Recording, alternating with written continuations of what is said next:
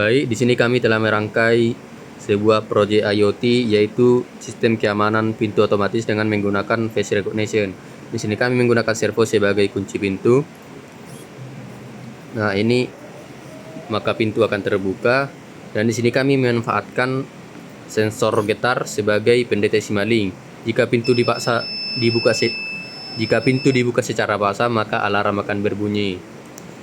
Di sini juga kami memanfaatkan sensor cahaya, di mana jika kondisi gelap atau mendung, maka lampu akan menyala untuk keakuratan wajah pengguna.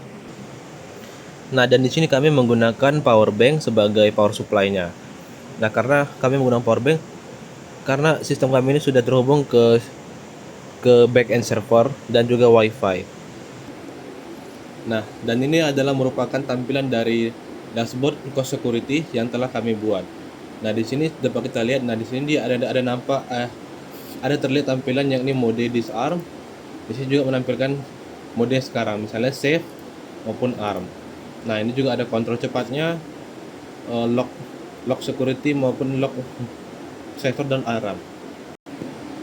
Nah, di sini saya akan langsung mencoba saja. Nah, kita akan mencoba pertama-tama yakni fungsi alarmnya. Nah, jika kita tekan tombol ini, maka alarmnya akan nyala untuk selama tombol ini masih aktif.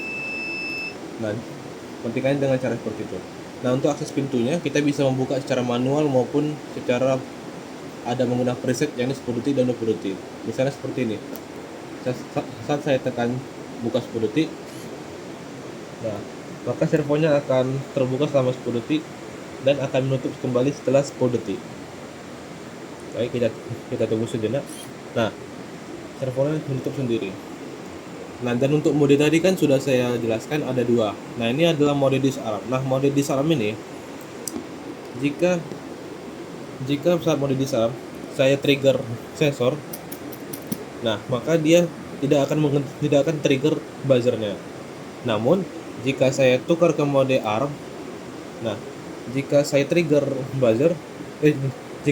sensor, maka buzzernya akan ikut berbunyi. Dan buzzer ini juga dapat dinonaktifkan dengan alarm off ini. Misalnya seperti ini. Saya trigger. Nah, saya tekan off, maka buzzernya juga ikut off. Dan di sini juga terlihat bahwa sistem sekarang bahwa alarmnya lagi sedang on dan sistemnya lagi arm. Nah, itu. Nah, ini merupakan tampilan GUI yang telah kami buat. Nah, di sini saya akan mencontohkan cara penggunaan pengenalan wajahnya. Nah, di sini ada misalnya tambah penghuni. Nah, gini, dan juga dapat menghapus penghuni.